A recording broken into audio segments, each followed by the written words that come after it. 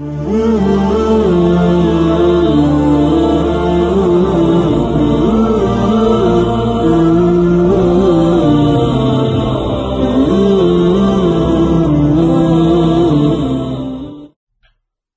آنکھوں سنتے کانوں کو آپ کے ہوسٹ بخاری انکل کا سلام۔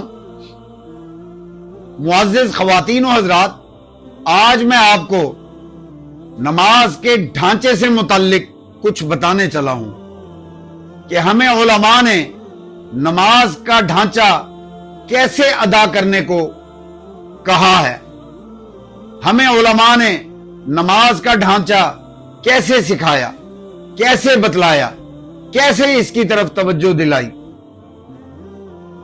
تو آج نماز کے ڈھانچوں میں سے ان کے ایک عمل میں سے ایک ایکسرسائز آپ کو بتانے جا رہا ہوں، وہ ہے پاؤں کا عمل دخل نماز کے دوران کہاں تک جائز ہے اور کہاں تک ناجائز ہے، یہ آپ کو بتلانے چلا ہوں۔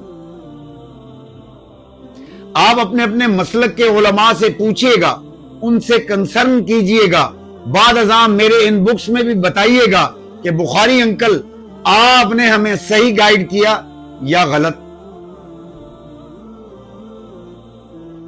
اپنے اپنے مکتب فکر کے علماء سے اگر ہم پوچھ کر کے دین پر عمل کریں گے، خدا کی قسم ہم کہاں سے کہاں پہنچ جائیں گے، اللہ کا کتنا قرب ہمیں حاصل ہوگا۔ تو میں آپ کو بتا رہا تھا نماز کے ڈھانچوں میں سے اس میں ایک ایکٹ، ایک کردار پاؤں کا استعمال ہماری نماز کے دوران کیسے ہونا چاہیے۔ تو سب سے پہلے میں آپ کو بتلاتا ہوں کہ جب نماز کھڑی ہوتی ہے، صفیں سیدھی کرتے ہیں، تو صفیں سیدھی کرنے کے لیے ہمیں اپنی ایڑیاں صف کے کنارے پہ رکھنی چاہیے، یا ہمیں اپنے پاؤں یعنی انگلیوں کو دوسرے نمازی حضرات کے ساتھ برابر کرنے چاہیے۔ انگلیوں کو برابر کرنا چاہیے یا ایڑیوں کو صف کے اعتبار سے، صف کے کنارے کے اعتبار سے برابر کرنا چاہیے۔ پھر اس کے ساتھ ساتھ جب ہم نماز کے لیے کھڑے ہوئے، دونوں پاؤں کے درمیان فاصلہ کم و بیش کتنا ہونا چاہیے۔ پھر اس کے ساتھ ساتھ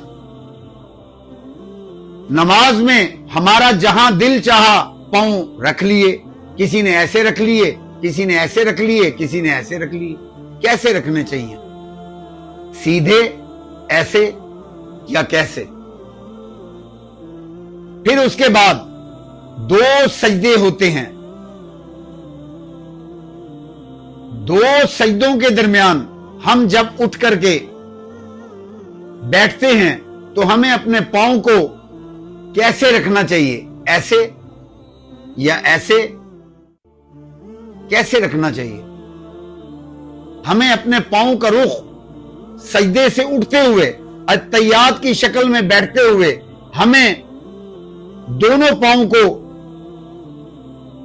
سجدے سے اٹھتے ہوئے زمین سے اٹھا لینا چاہیے، یہ ساتھ لگا رہنا چاہیے، یا پھر دونوں پاؤں کو ہمیں یوں کر لینا چاہیے، یا دونوں پاؤں کو ہم ہپس کے نیچے لے لیں، یا ایک پاؤں کو لے لیں، ایک پاؤں کو کھڑا کر لیں، کیسے ہم کریں؟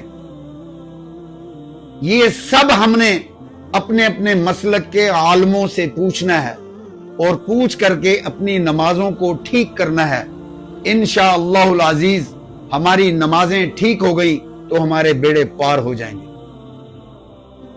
ہمیں کم از کم اتنا دین تو سیکھنا چاہیے جو 24 گھنٹے میں جو بھی عمل ہم ادا کریں وہ کم و بیش ہمیں اس کا اتنا پتہ ہو کہ حلال حرام کیا ہے، اور پھر پاکی نپاکی کیا ہے، اور پھر جائز ناجائز کیا ہے۔